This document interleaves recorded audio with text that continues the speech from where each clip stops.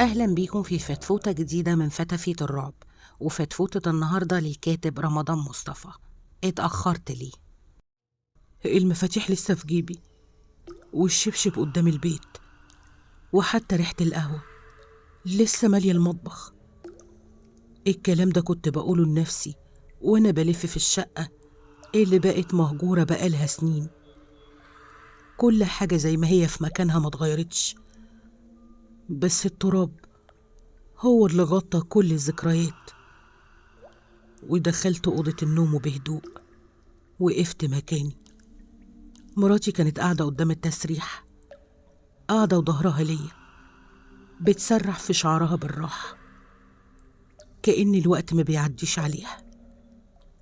قلبي دق بسرعة، فرحة، لهفة، مش مصدق إنها قدامي. ناديت عليها بصوت مهزوز: يا حبيبتي، أنا رجعت، وحشتيني قوي. وقتها سكتت لحظة، وبعدين لفت وشها ناحيتي، نفس الابتسامة والملامح اللي حبيتها من سنين طويلة. وقالت لي بهدوء غريب: عارفة يا حبيبي، بس انت اتأخرت ليه؟ دي القهوة بردت والناس مشيت من العزا، بقالهم 3 أيام.